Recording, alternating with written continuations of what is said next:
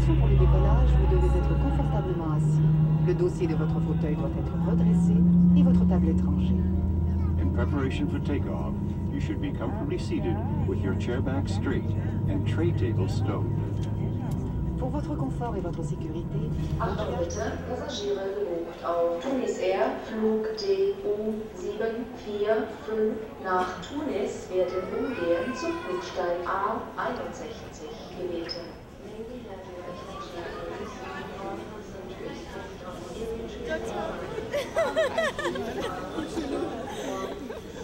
توی کانادا من از همه کوچیک‌ترم دوربین دستشون مرتب دیگه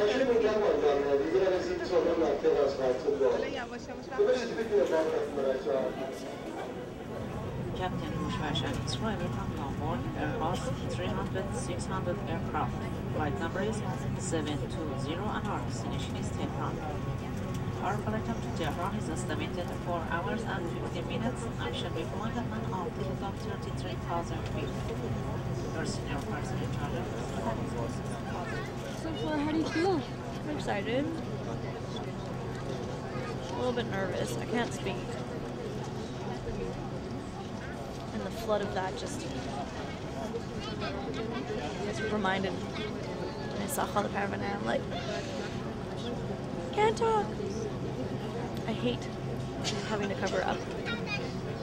I don't want to do it. I'm not looking forward to that, but I'm excited to see the family, so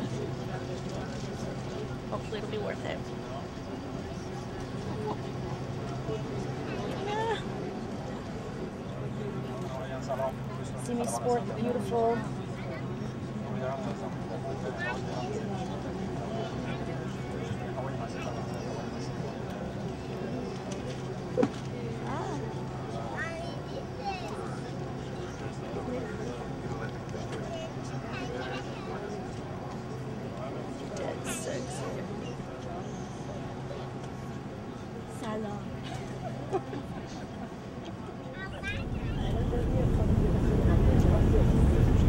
خانم‌ها و آقایان به فرودگاه مهرآباد تهران خوش آمدید. لطفاً تا توقف کامل هواپیما و باز شدن درهای ورود صندلی‌های خود را ترک نفرمایید. از طرف کلی همکارانم در این پرواز امنیت باشید را در تهران برای شما آرزو می‌کنم. به امید دیدار در پروازهای آتی هواپیمای جمهوری اسلامی ایران. شب خوش. خدا نگهدار. Ladies and gentlemen, here is Tehran Mehrabad Airport. Please remain seated until the aircraft has completely completely stopped and the doors are open. On behalf of Israel, I wish you a pleasant stay here in Tehran.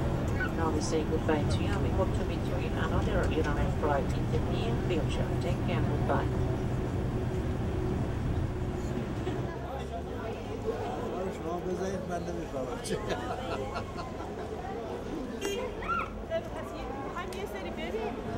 یه سری بریم شما آقا جان بریم من با پروان من با داداش دیگر می‌ذاریم اینجا تو فرودگاه بزرگش دو تا خیلی سنگین آنا کجا بود؟ عکس میگیری؟ خب پس برو بریم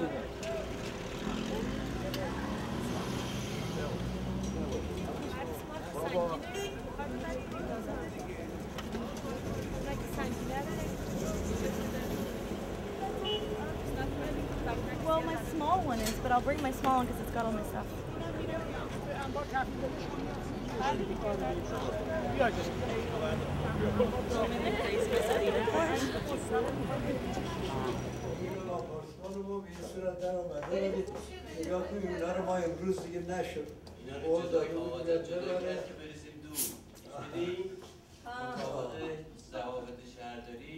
یه خورده مشکلاتی بود که همین جاش مونده حالا فردا جاش بریم دستش درد نکن داداش آفرین خیلی خوب شد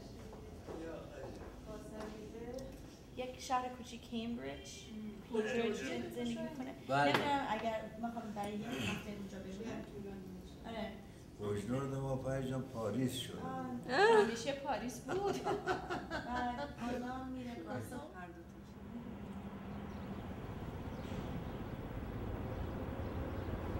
از این آپارتمان ما خاطرات زیادی داریم. اینجا تو نزدیکی اینجا مدرسه‌ایه که ما میرفتیم. دیگه، ولی این محل از اون موقع تغییر زیادی کرده، خیلی مغازه‌های تازه ساخته شده. اون موقع خلوت‌تر بود، جمعیت کمتری اینجا بودن. همه چی با زمان تغییر میکنه دیگه، آدم هم تغییر میکنن، همه چی تغییر میکنه.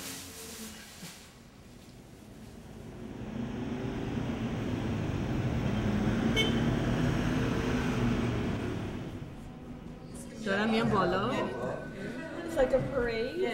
برای امام حسین عزاداری میکنن. امام حسین الان محرم و صفر دو ماهیه که ماهای عزاداریه که چند تا از اماما و خال پروانه رو بهتر بلده بگه. تو این ماه کشته شدن، همین امام حسین کشته شده. تو این ماه همیشه عزاداری میکنن برای کسی.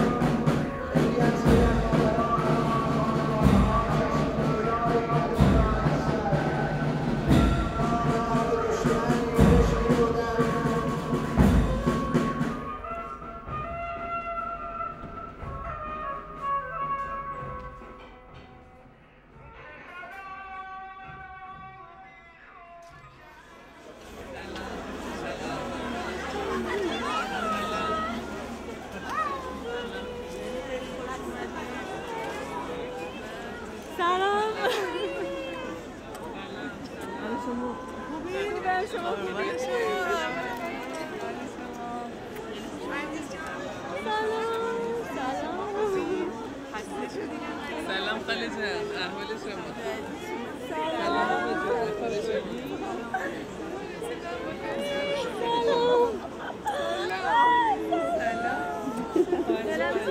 چشمتون روشن بابا جون. سلام. چطوری آنا؟ خوبه؟ مرسی آنا جون. صفا. سلام صفا. چطوری؟ سلام عزیزم. سلام.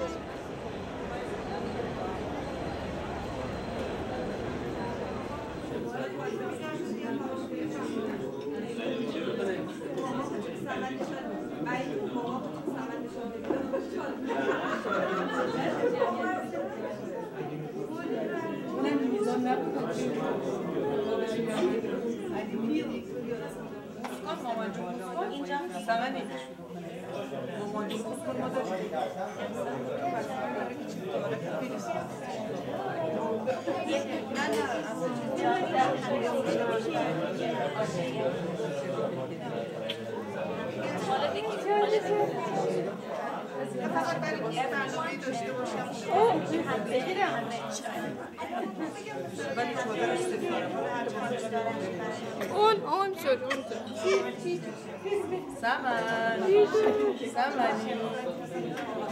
شاید خوابش بیاد. چی شد؟ شاید خوابش بیاد. آره خسته شد. تو خسته نشدی؟ نه. همیشه بیداری. پس یک آهنگ سینگ بکن. آهنگ بگو. B C D E F G H I J K L M N O P Q R S T U N V W, X, Y, and Z. Now I know why A, B, C. Next, wind up to win with me. خیلی خوبه. از اون وریش کن. خودمو ببینم. آره. دوباره.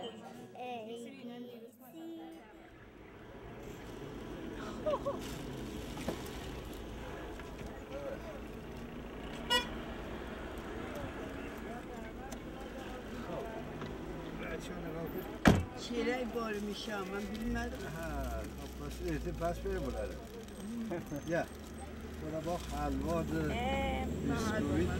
بیسکویت خیلی مغز ممنون. گردونه چه خوب. مغز گردونه چرا یا مرسی. بچه این مادر بزرگ تا خیلی شکمویه همش فکر خورده نه دیگه چیرای بار میشه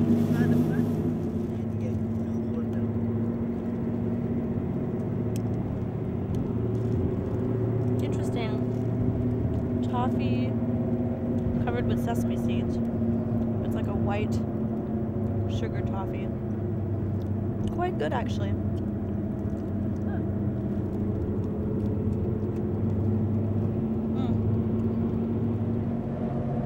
از بجنورد دور هستیم؟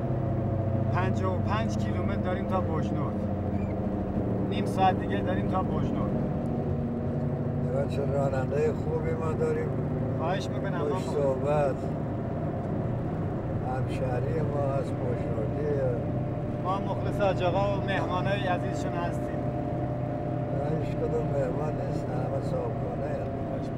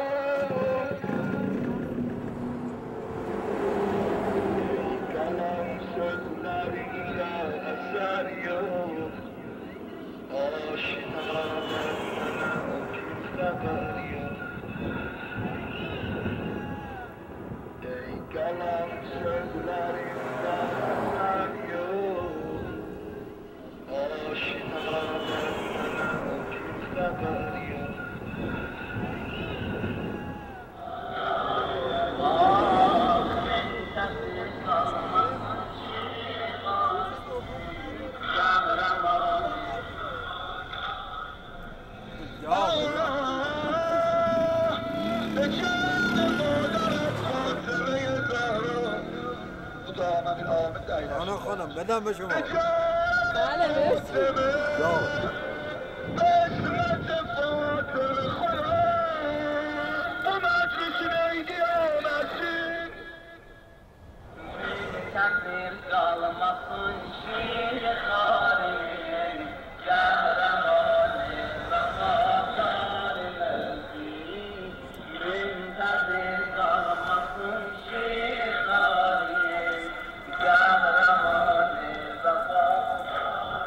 Zeynep'im gelelim darmıdır.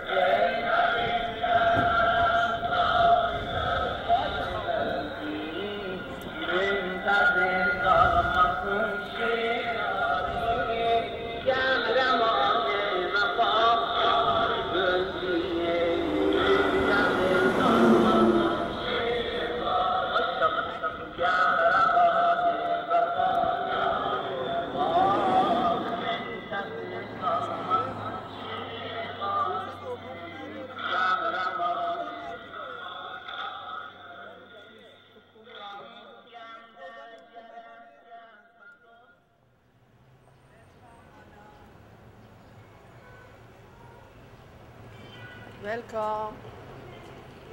این خونه شما؟ این خونه من.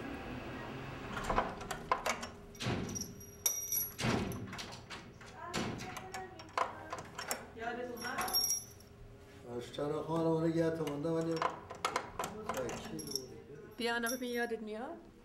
اینجا last time you came here, this used to be here, but that part is new. This is where we used to sleep. It's our bedroom. You? 4 of us would share. 4 or 5. It was خاله مینا،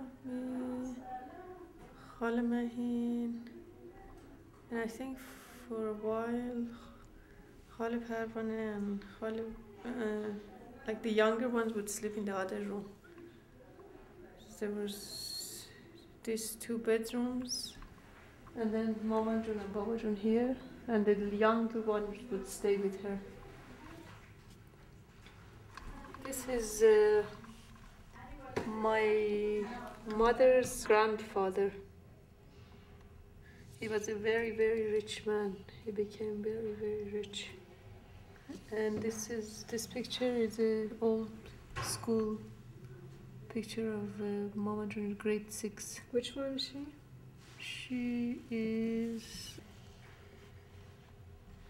She's here. This one.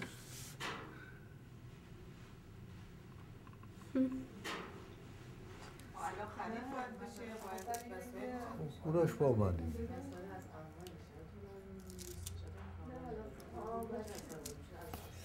یک عکس خیلی قدیمی دارم منتها نمیدونم پیدا عکس یادت هست پری؟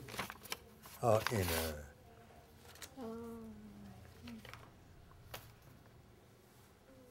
اسمش هست میرزا عبدالجواد.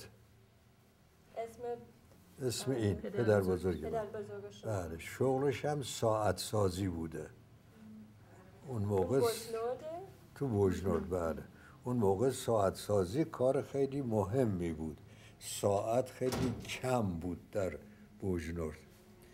ساعت سازی رو هم دختر جان خودش ابتکاری یاد گرفته بود، استاد نداشته.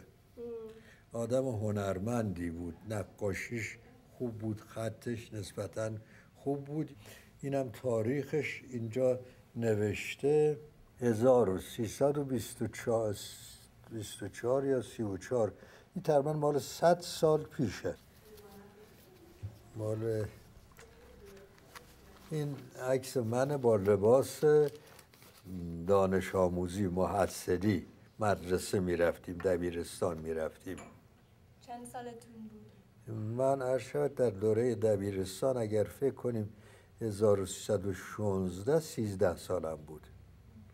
حالا 13 14 همین سن ها بود. حالا اینها عکسای تا نگاه بابا جان من خوشگل بودم اما فکر نکنی. بله دیگه. این هم عکس دوستانه هست و این هم هست. این منطقه مال جلسات دیگه هست انجمن شهر، من دارم صحبت میکنم. این هم اعضای انجمن شهره که این عکس منه. این هم باز اعضای انجمن شهره، این عکس منو دارم صحبت میکنم. انجمن شهر آقا شما رئیس بودین دیگه؟ بله من 3 دوره در انجمن شهر انتخاب شدم، 3 تا 4 سال 12 سال همیشه رئیس انجمن شهر بودم. بله اینم عکس منه، اینم فرماندار شهر هست. یه مسئله من برای شما بگم، حالا چقدر ارتباط با این مصاحبه شما نمیدونم فیلم گرفتن شما داره. فرهنگ هر ملتی، هر شهری، هر شخصی یکی از اون چیزهایی است که باید با او زندگی بکنه. بله الان ما ایرانی ها یه فرهنگ کلی مملکتی داریم. ما به عنوان بوجنورد یه فرهنگ بوجنوردی داریم، مال خودمون هست، با اونس گرفتیم، چیزهایی رو خوب میدانیم، چیزهایی رو بد میدانیم، از چیزهای خوشمون میاد، از چیزهای بدمون میاد. بعد از اینجا وقتی به مملکت دیگه میریم در این سن سال، مثلا یه بچه در سن 20 و چند سالگی با فرهنگ اونجا بیگانه هست. بله، با اون انس گرفتن خیلی زمان میخواد دیگه. اینه که خب بعضی ها ترجیح میدن، مثل خود من که من ترجیح میدم با همین فرهنگ خودمون در اینجا زندگی بکنم. بعدم خب شایدم مثلا بتونم کمکی بکنم که اینجا وضع اجتماع مردم بهتر بشه. من عمرم خیلی در این کارها صرف شده. بله. ماشین ایله اندازم.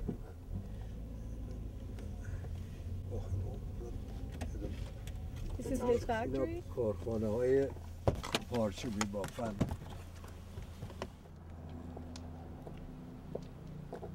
آقا سلام علیکم. سلام. حال شما خوب؟ این کارخانه تصفیه اونجا دانه هم داره توش. دانهش میگیره، بعد به این صورت در میاد. هرچه از دورتون که اینها رو بعد با اتومبیل، با ماشین، با کامیون میبرن به کارخانه های نساجی، اصفهان، تبریز، تهران، سمنانجو، هر جا کارخانه نخلیسی هست اونجا میبرن. اون انبار مال منه که حالا دیگه پنبهش تموم شده. اولی نه دومی. البته شماره 1 منتها بعد یه ساختیم.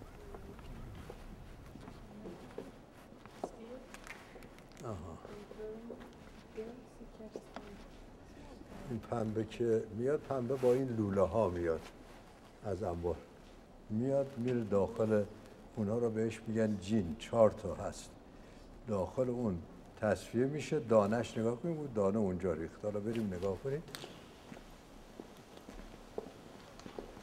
اینجا میره، بعد پنبه همه از اونجا میره، اونجا جای پرسه بسته بندی میکنه. اون اول که اونجا دیدیم.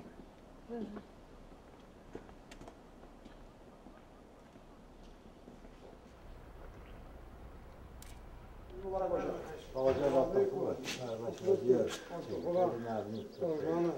خب این بچه سلام علیکم. بچه از خارج آمدن. علاقه‌مندن بدانن نوه های من، پدر بزرگشون چه کاره، بیکاره. اتفاقا حاج آقا پدر پیر پنبه است. خدمت شما هست که واقعیت قضیه و ایشون برکت این کارخونه است. خواهش میکنم. این دوتا مشتری کارخانه هستن، پنبه برای تصفیه میارن. ما هم کارهامون با کامپیوتره.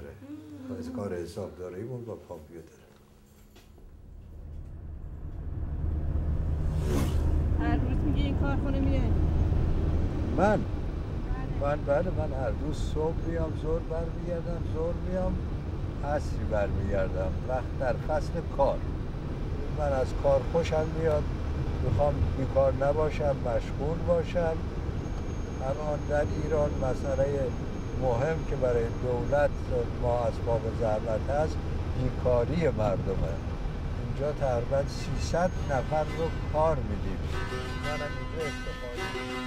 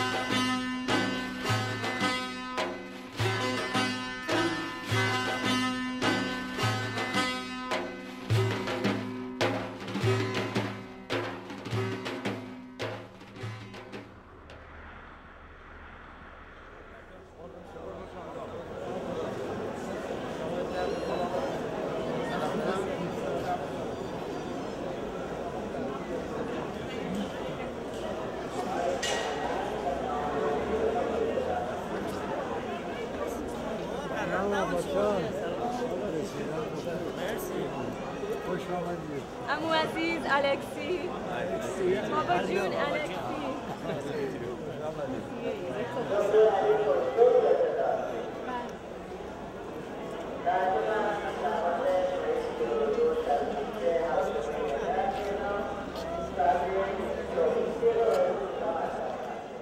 چی بویی میاد؟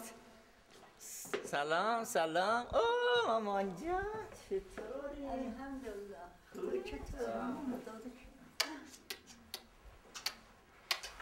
چه خوش عرض کردین مامان.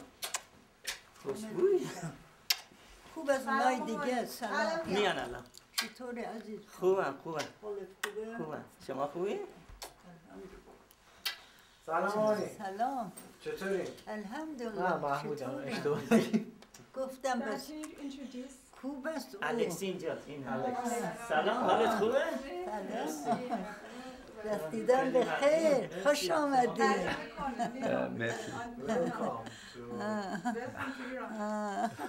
مرسی.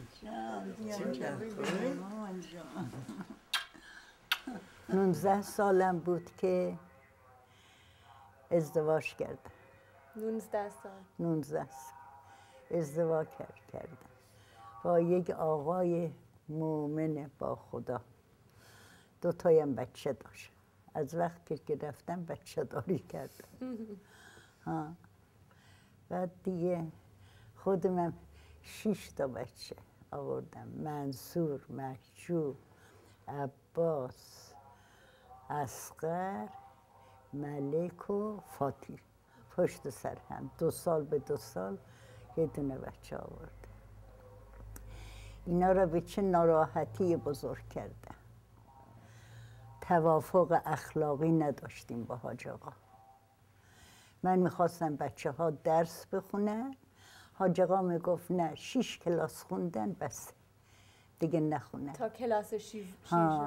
ابتدایی را خوندن دیگه نخونن. منم میگفتم نه باید بخونن. اینا رو خودم میبردم اسمشا رو منوشتم دبیرستان. خودم میرسیدم بهشون. اون وقت اولین کسی هم که بچه هاش خارج رفت بچه های من بود. از توی فامیل هیچ کس نرفته بود. هیچ کس نرفته بود. همین که بچه های من رفت خارج. بعد دیگه یکی وحید رفت. دیگه کی؟ دیگه خیلی یا یکی رفتن اونجا. حالا فامیل بیشتریش اونجایه. آمریکا کانادایه. زیاده. جوانای همش اونجایه. پیران بیسوادا موندن اینجا. شما میخواستین بمونین خارج یا؟ نه اون سالی هم که بابا درسش رو تموم کرد. اصغر بابا درسشون رو تموم کرده بودن. اون وقت من اونجا بودم. ایرانم انقلاب بود که او خمینی آمده بود نشون میدادن انقلاب بود.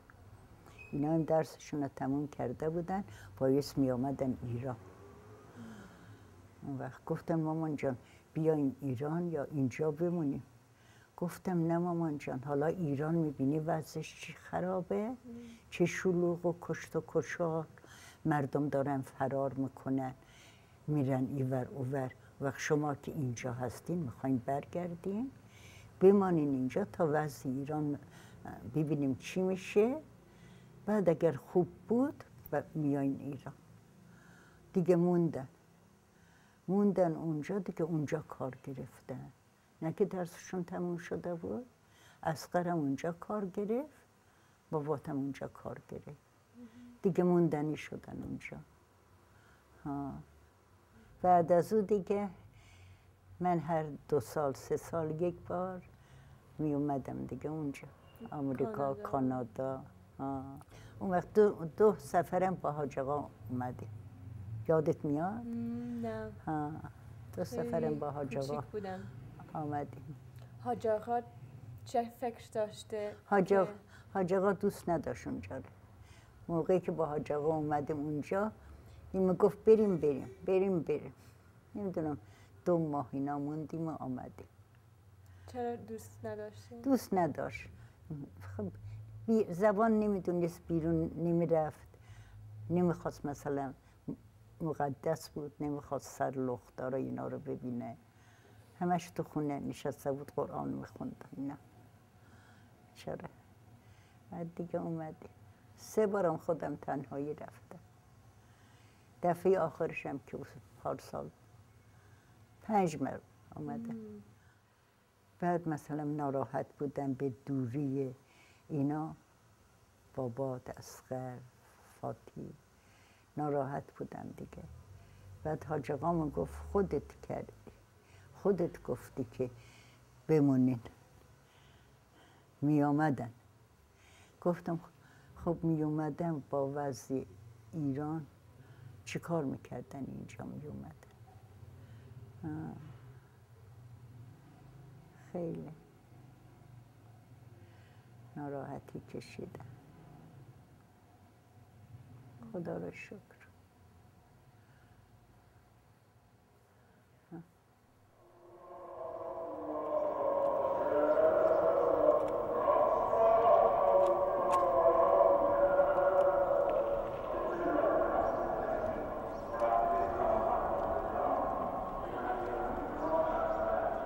My mother, she was always trying to protect us from our father.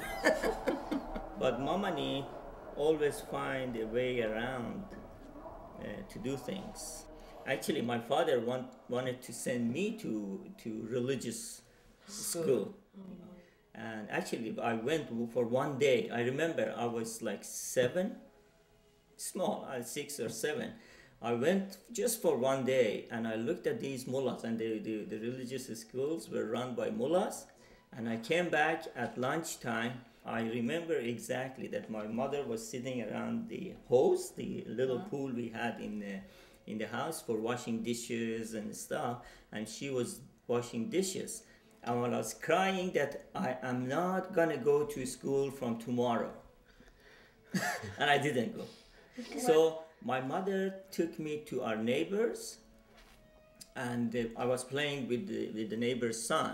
He was my age, and asked his father to go and register me with his son in the ordinary schools.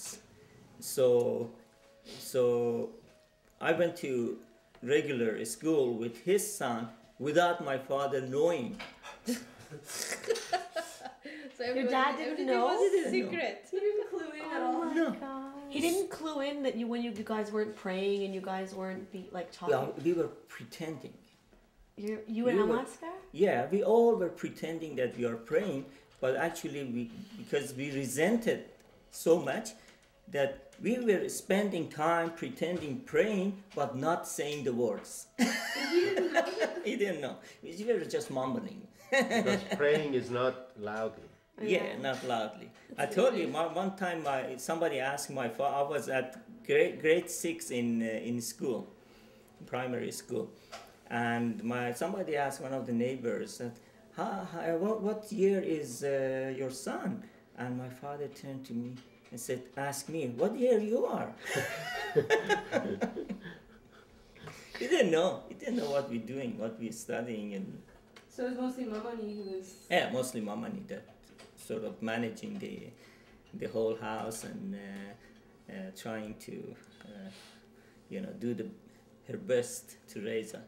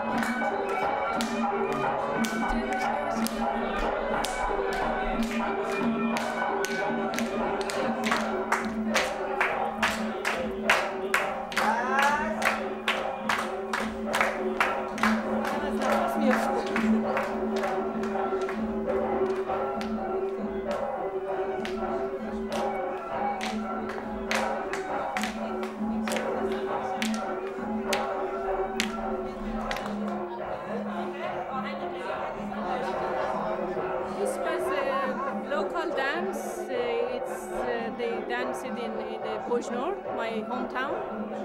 And whenever we get together, it's like everybody dances this music. It's a must. Usually the last one on the dance floor gets a prize. So I deserve a prize. تا موقع خوش میشه. That's it. I'm tired now. I don't know. From southern Iran. Yes. And that was a dance from northern Iran? The last one? Around of Persian Gulf. Persian Gulf? Yes. Okay. And what is it called? Bandari, Raqs Bandari. Raqs. Dance Raqs. Okay. Bandari? Bandari. What's the name of the town? Bandar, no. Harbor. Harbor? Is meaning Bandar.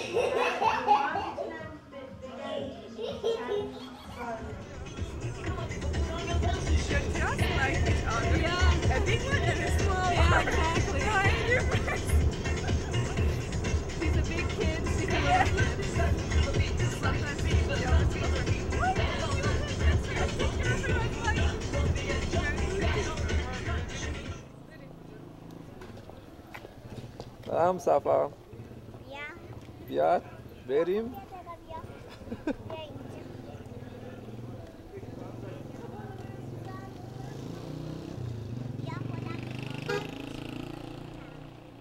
یه جوری هست که وقتی تو سایه میفته و آفتاب مثل اینکه داره برق میزنه مثلا داره برق میزنه ولی الان یک کم فقط تو سایه آفتاب برقاش دیده میشه مثل پولک روش هر چیوش دست بکشی باز هم همینطوری پولکاش چسبیده مثل که نمیاد دور دست آدم بیا حالا اون سنگ دیگر بهت نشون بده بابا این سنگ مرمر پیدا کردم این سنگ چیه بابا؟ این سنگ چیه بابا؟ بابا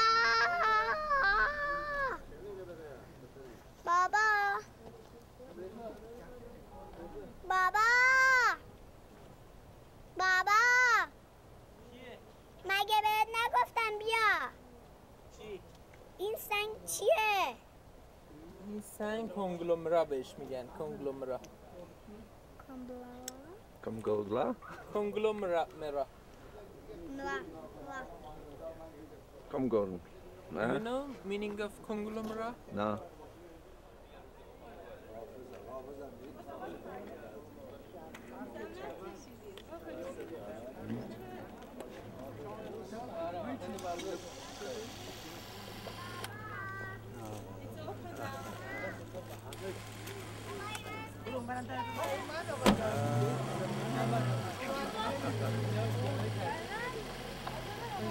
کتاب رباعیات خیام، شعرهای خیام، توش هست، عکسای قشنگی هم داره، خیلی قشنگ. بالای تزیینی. بیا مامان در باز کنم. It's miniature. مینیاتور؟ خیلی قشنگه بابا جون. هنوز سب کنم.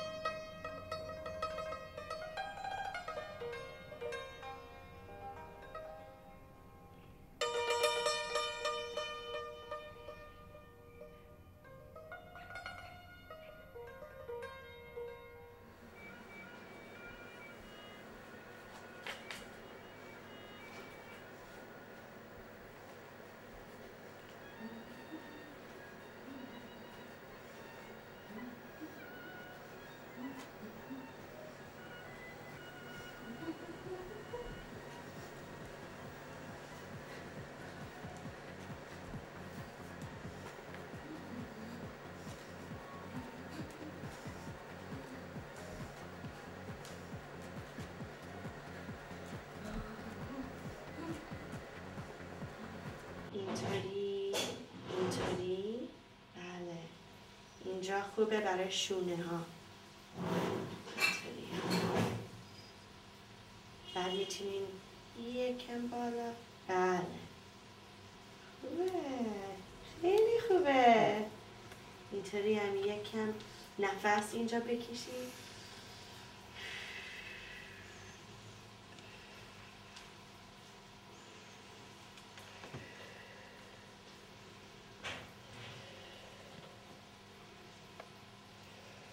چقدر خوبه مامانی بعد بیاریم پایین بلند شدیم بعدتون بلند شد هرزش بریز خودم همینجا خودم مساج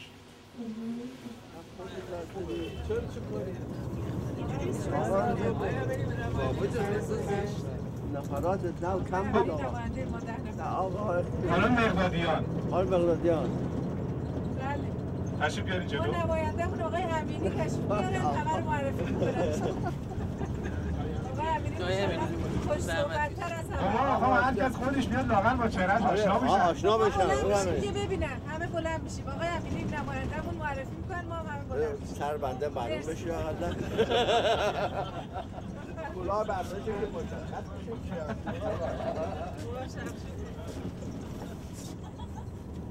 ما به خانم‌ها و آقایون مسافری و آقای راننده و لیدر تور سلام عرض میکنم. انشاءالله که روز خوبی داشته باشیم. من امینی علی‌اکبر امینی هستم، کارمند بازنشسته بانک. فعلا بیکارم. یک نفر پسر من نیامده ولی پولش دادم.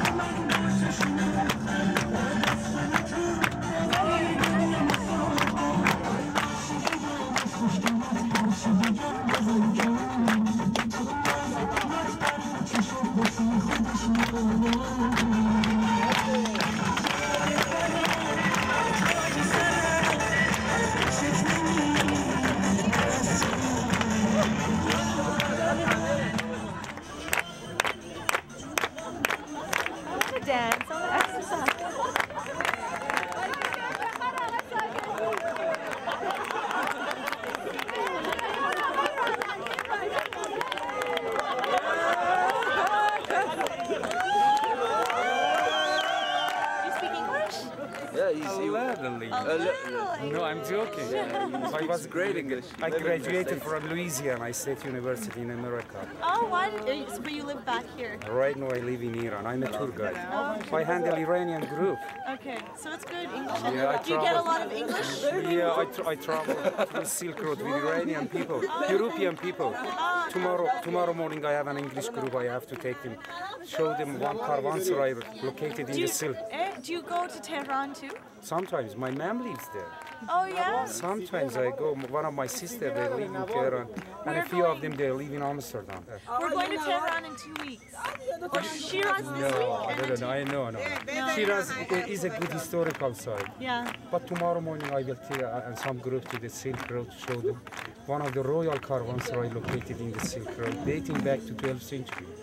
It's a royal museum of brickworking, stucco, terracotta. I will take them to show them from a near distance. Yeah, tomorrow morning. An English group I will take them.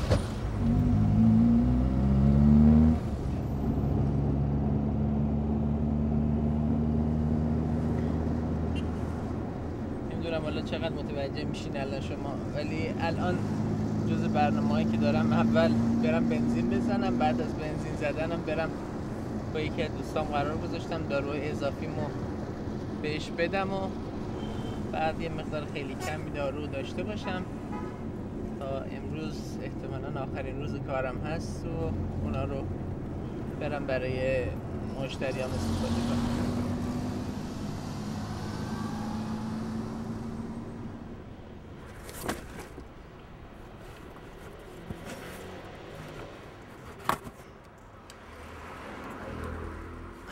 Help me. Help me. Thank you. Thank you.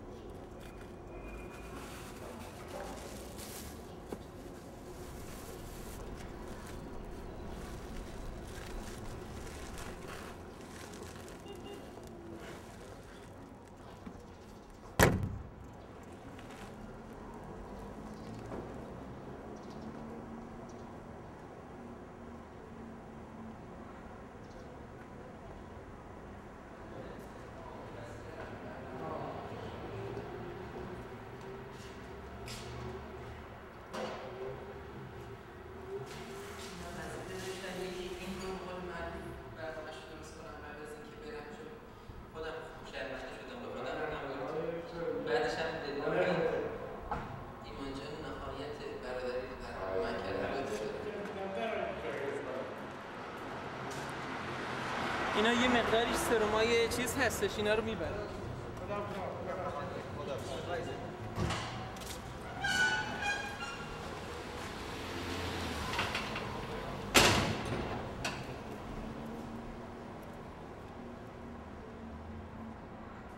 شما وقتی که از ایران میرید چشم سیاه و موی سیاه رو با خودتون میبرید، اون دیگه جز وجودتونه.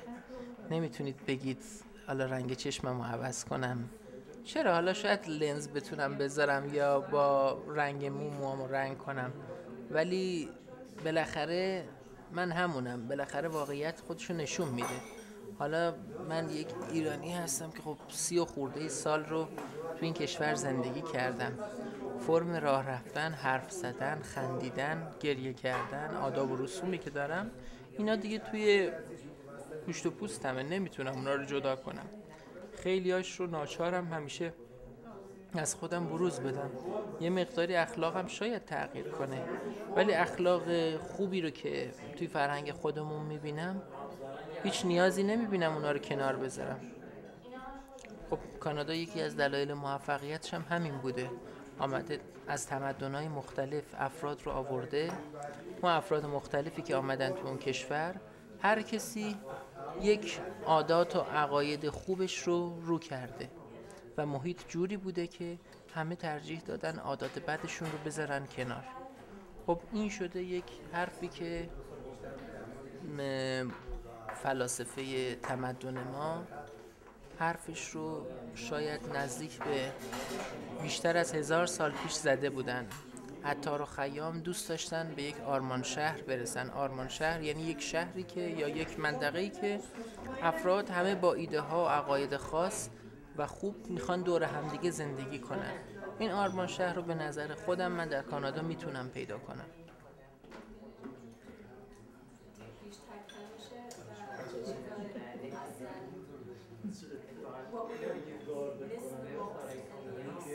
yes. خب مطمئناً برای خیلی چیز آدم دلش تنگ میشه. خیلی از دوستام که مثلا رفتن اونجا میگم باشون صحبت کردم پشت تلفن، میگم برای همه چی ما دلمون تنگ میشه، ولی خب بعد از یه مدتی همه این عادی میشه. یعنی از آدم دلش واسه خب چهره پدر مادرش، دوستان نزدیکش، خواهر برادرش و محیطی که توش زندگی میکرده، فرم خیابونها، فرم درختها، حتی کوه، حتی پرنده‌ای که توی مثلا هوا هست. خب اینجا ما کلاغ داریم. کلاغ پرنده قشنگی نیست، ولی یکی از دوستان میگفتش من حتی دلم واسه کلاغا تنگ شده. اینا یه چیزایی هستش که خب شاید خنده‌دار باشه ولی خب واقعیت داره. یکی میگفت ما یک گدا داریم سر کوچمون که همیشه مثلا 10 ساله به دیدنش عادت کردم. میگفت شاید باورتون نشه من دلم واسه دیدن همونم تنگ شد. اینا چیزایی هستش که خب حالا کمتر و بیشتر برای هر کسی پیش میاد. هی آفتابی میشه، باز هی آفتاب میبینید. وقتی آفتابه خوب کرده.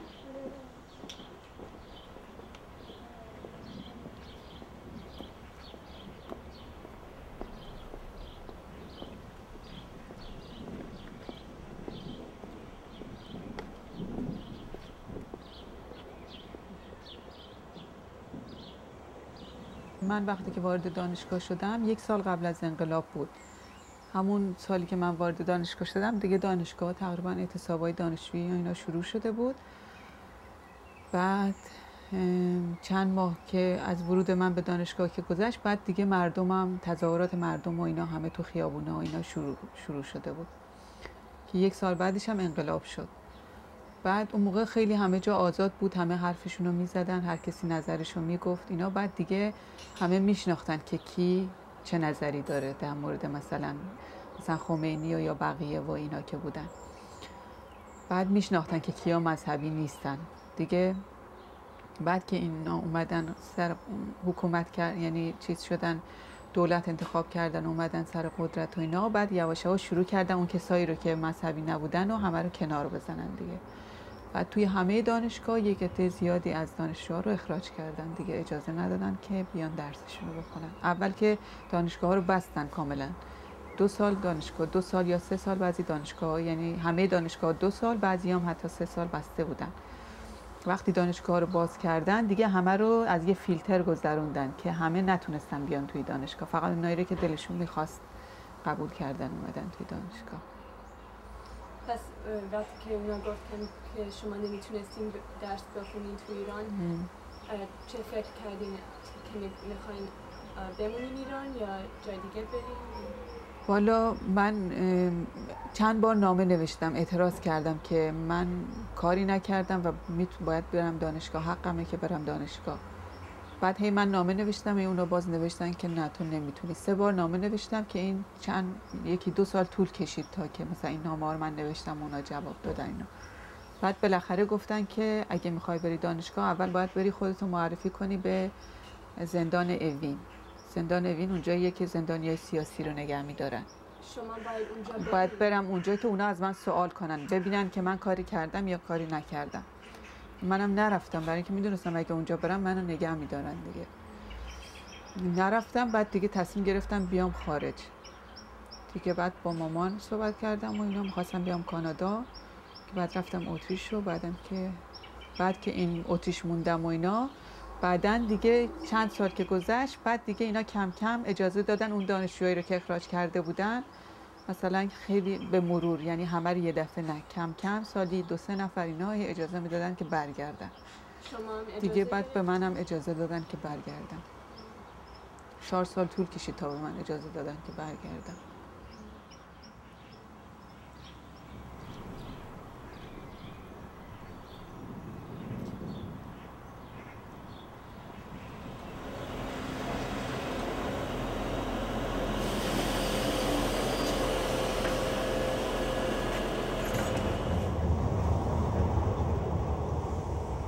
وقتی که آلمان آمدیم چی سخت‌ترین بود؟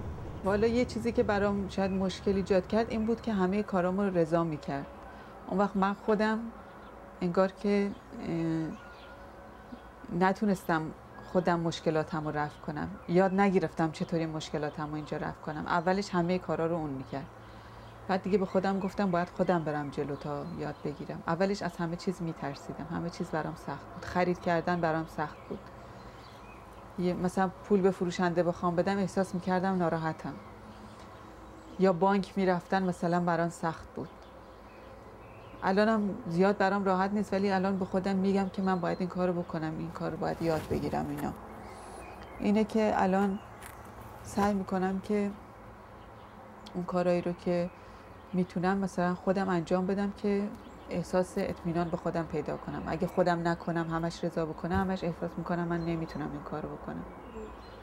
مثلا نمونهش همین رانندگیه. اولش خیلی از رانندگی میترسیدم، مثلا چند بارم نشستم پشت ماشین ولی کم دو تصادف کنم از بس که میترسیدم مثلا. ولی الان احساس میکنم اون ترسم ریخته، ولی هنوزم اونقدر به خودم اطمینان ندارم. شاید که این تابستون برم دنبال چیز رانندگی بگیرم، ولی باید امتحان کنم ببینم که اونقدر اطمینان به خودم دارم که بتونم بکنم یا نه.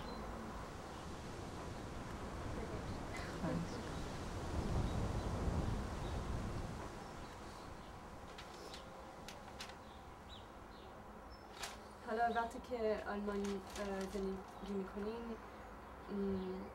از آلمان خونه فکر میکنین که آلمان خونه برای شما یا ایران همیشه خونه برای شما؟ در واقع هر دوتاش، منتها اون جایی که من میتونم احساس میکنم میتونم زندگیمو بسازم آلمانه. من تو ایران نتونستم اون زندگی رو که میخواستم بسازم، به من اجازهشو ندادن.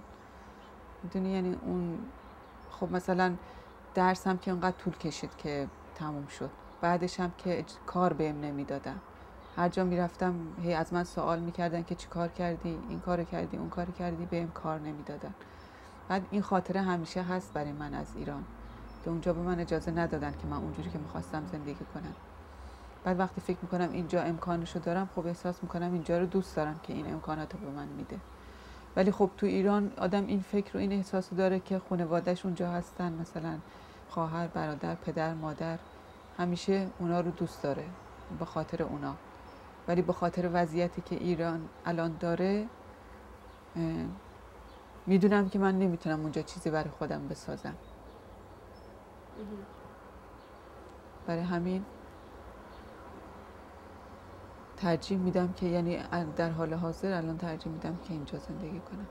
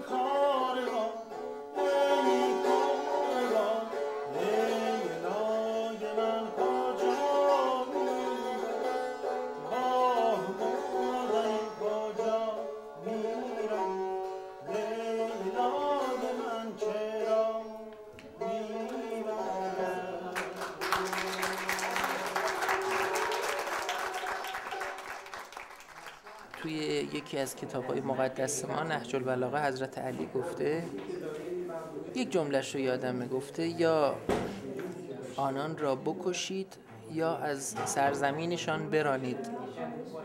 یعنی چی؟ یعنی تبعید رو بعد از مرگ گذاشته.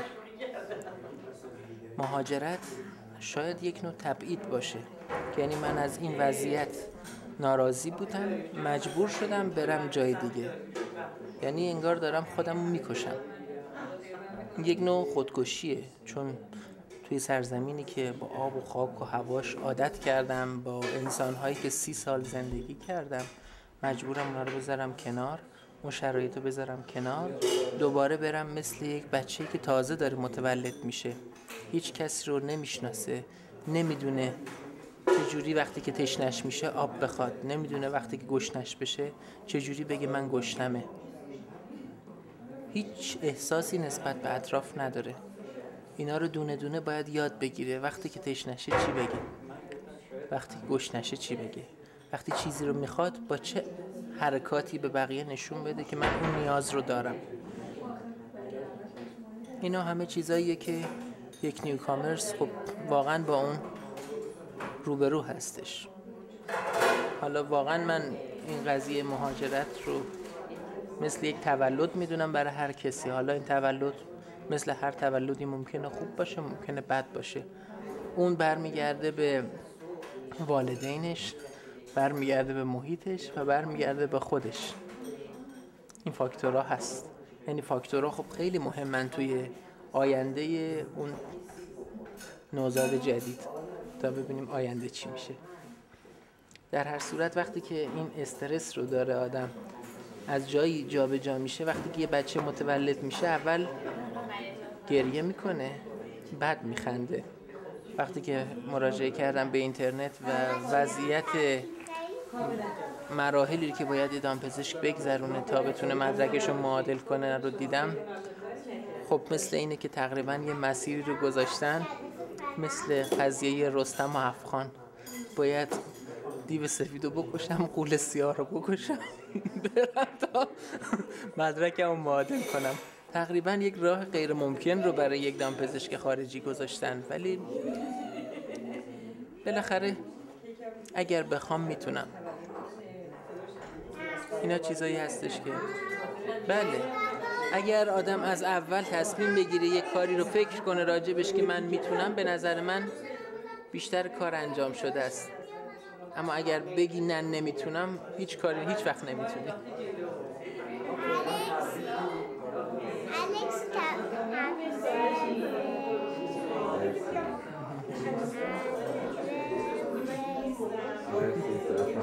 بیا الکس، بیا نگاه کن به من رو، بیا نگاه کن الکس. خواهش میکنم.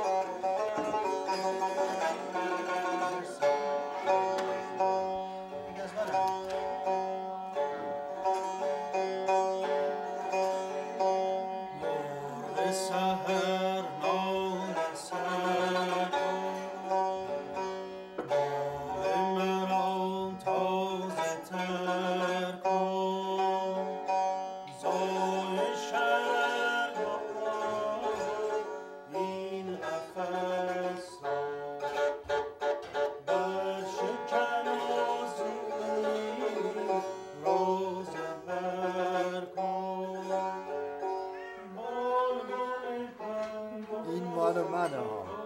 این آهنگ؟ این آهنگ، این تصویر چرا؟ مال خیلی قدیمایه. شما میتونید بخونید؟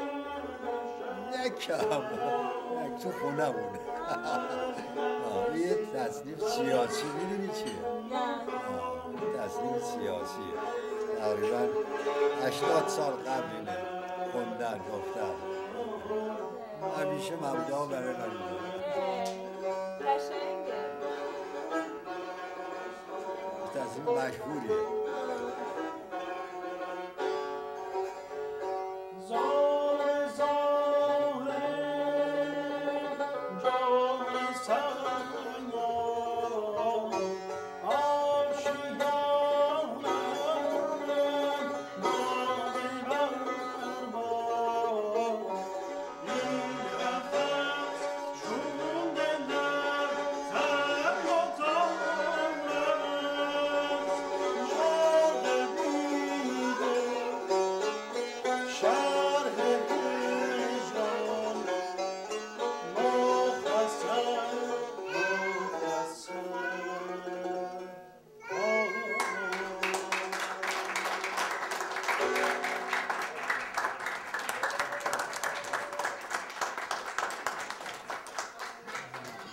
مرسی این تصنیف ما رو بنده والا 80 سال پیش.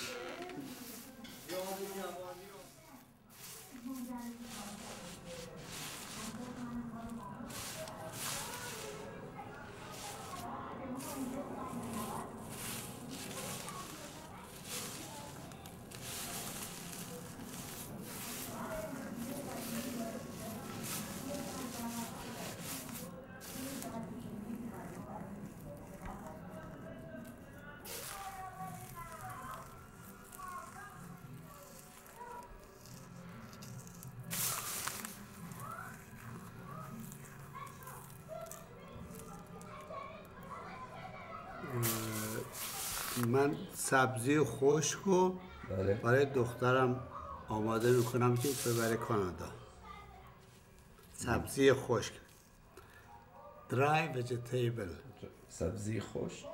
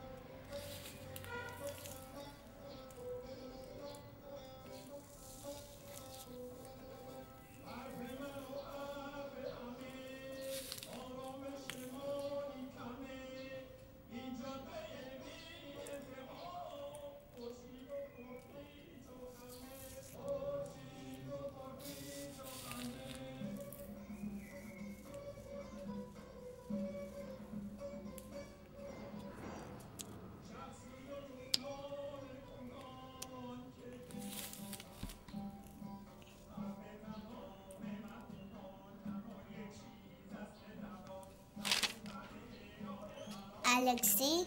بله صفحه جون. آتش فشانه. آتش فشان؟ آره.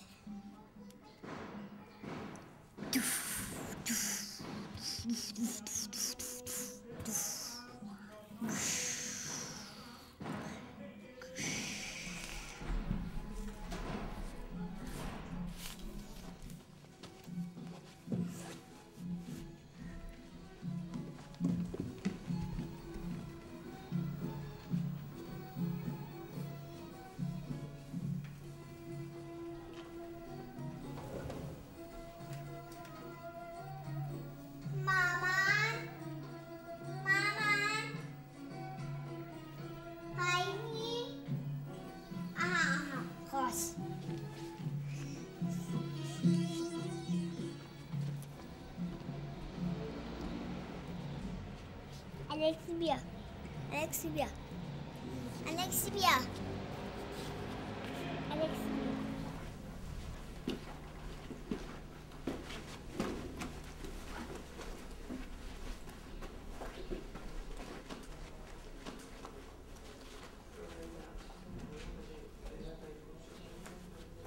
الکسی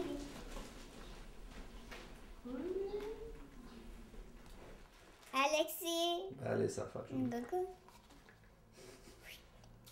ویلکام مال خوبیته ماما این چیه؟ برای مورای من باید اینو بردارم شطرنج بازی کنیم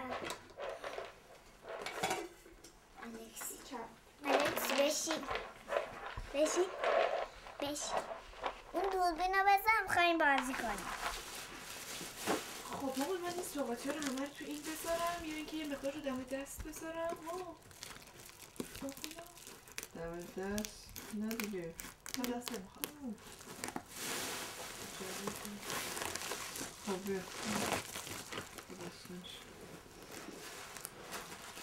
حالا یکی دیگه چی کنیم یه رنگ پارک چیز بکنیم بعد آره بریم با هم پارک بعد شما برگردیم آره کنه؟ آره بریم با الکسی با دوچرخه‌ام سوار شو. اون خورد نکن خب رها کن شکمش تنگ نیست؟ خب اونجوری اگه اینجوری که بس ببریم هم خونه فخر میرن دیگه زور خب ماشین بیاد که رضا اون ساعت 1 ممکنه بیاد دیگه کوروش گفت من یه سری میام بهش میگم الکسی ببر جلوش نگی با فیلم برداره ما میداری فیلم میدیم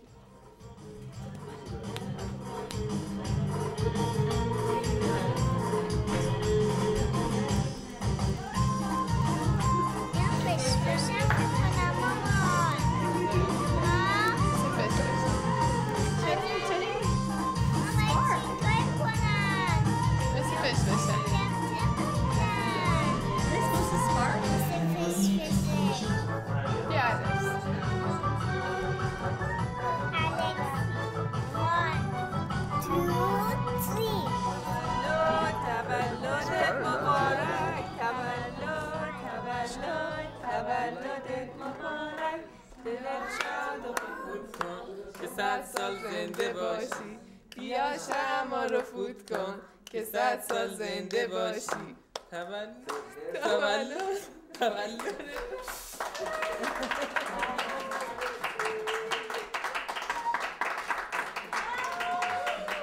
But they don't stop. That's the truth.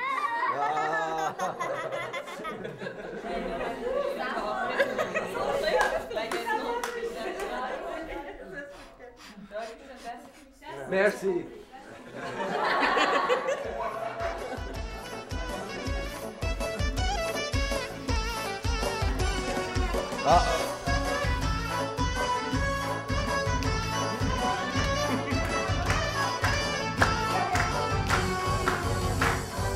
رضا شاه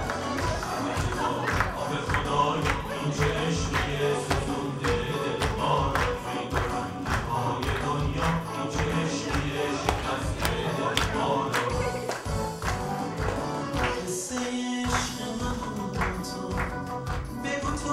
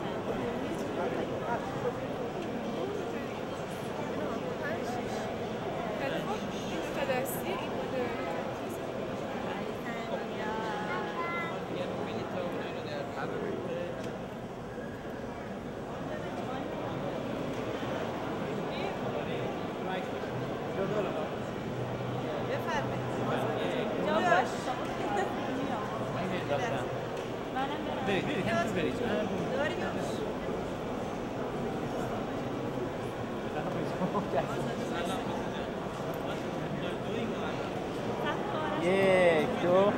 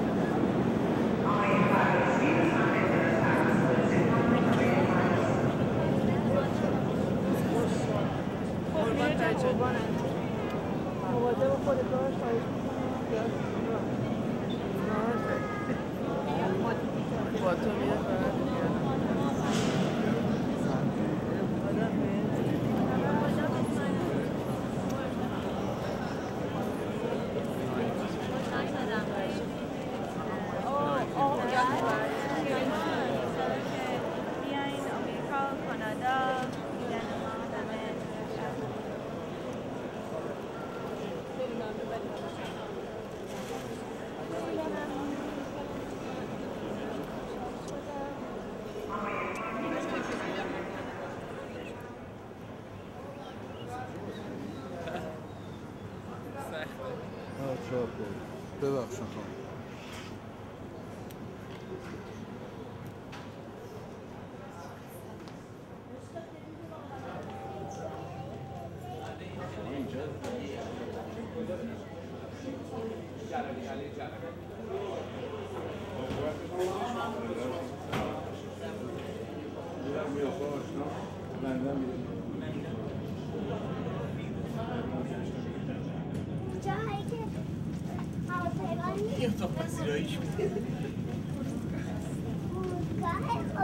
چرا اینطوری فرودگاه تو هواپیما میره؟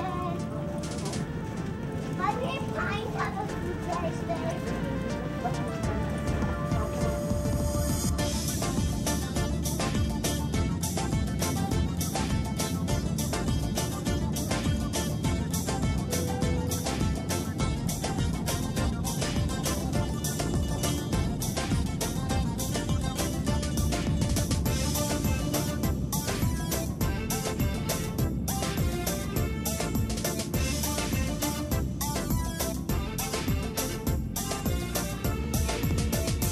صدای خسته میخواد واسط بخونه میخواد واسط بخونه یه شعر عاشقونه تویی که میپرستم تو وقتی زنده هستم به پای عهد و پیمون تا جون دارم نشستم عزیز جونم تویی امید خونم تویی دلیل این که میخوام عاشق بمونم تویی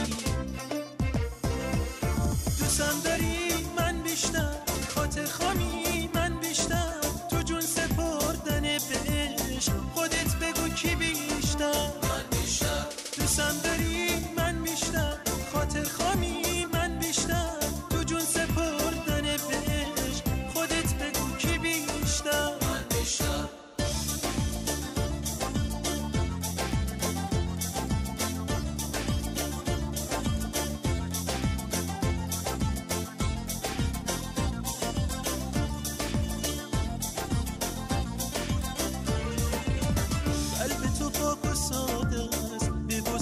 یه دریا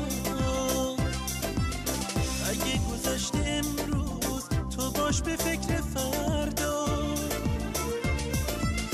راهی شهر چشمات دیوونه نگاهتم من عاشق اون همه دوست دارم